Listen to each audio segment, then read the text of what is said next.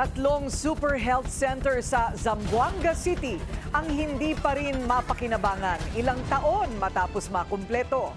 Kulang pa raw kasi ang mga ito sa gamit at tao. Yan ang agenda report ni RJ Rosalado. January 9 itong taon na matapos ang gusaling ito sa Barangay Talon-Talon, Zamboanga City.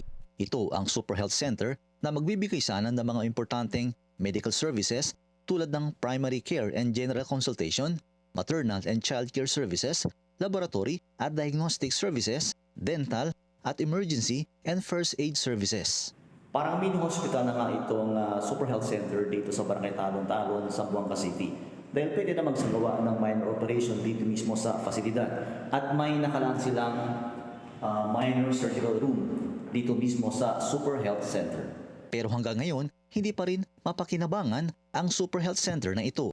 May iilang hospital bed, oxygen tank at biological safety cabinet. May kuryente na rin. Pero wala pang ibang mga medical equipment, medical personnel, gamot at iba pang mga gamit para maging fully operational na ang pasilidad. Ayon kay Talon-Talon Barangay Chairperson Casmir Candido, hindi pa ma-issuean ng license to operate ang pasilidad mula sa Department of Health dahil sa mga kakulangang ito.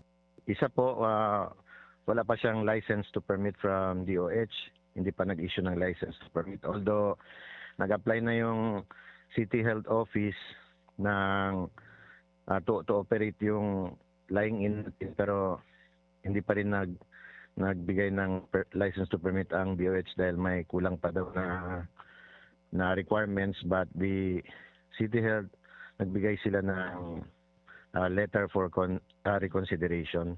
Sa Barangay Manikaan, hindi pa rin operational ang isa pang Super Health Center. Humigit 2 taon matapos itong maipatayo. Hindi pa operation yung Super Health Center namin doon sa Manikaan kasi kulang yung mga equipment doon at yung kuryente. Sa Barangay Sanggali naman, kakabukas lang nitong Huwebes ang Super Health Center. Higit 2 taon matapos may patayo ang gusali. Ayon sa opisyal ng barangay, hindi na-issuean ng DOH ng license to operate ang pasilidad dahil sa kakulangan din sa mga medical equipment at personnel. Hindi pa akong kapitan ay natapos na. Nga lang sabi, yung license to operate daw ang kulang. So, palagi kami nagtatanong dito. Ayon sa DOH-9, nagkulang ang lokal na pamahalaan sa paglaan ng kaukulang pondo para sa dagdag ng medical equipment, personnel at utilities sa 3 Super Health Center. Kaya na-delay ng higit 2 taon ang pag-operate ng mga ito. Sa pag-upo ng bagong administrasyon sa lokal na pamahalaan, agad itong naglaan ng pondo para maging fully operational na ang 3 Super Health Center. May konting delay, especially doon sa local government part. Unang-una, yung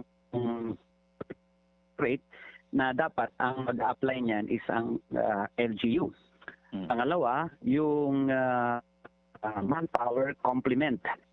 Dapat manggagaling yan sa LGU. Yung utilities na dapat gagamitin, tubig, kuryente, telepono, dapat nanggagaling din yan sa LGU. Bago matapos ang taong ito, sisikapin daw ng LGU na magiging fully operational na ang 2 pang natitirang Super Health Center. Para sa agenda, RJ Rosalado, Billionaire News Channel, Zamboanga City. Manatiling nakatutok sa Billionario News Channel. Sumubaybay sa aming social media accounts at mag-subscribe sa aming YouTube channel para sa mga bago at eksklusibong balita.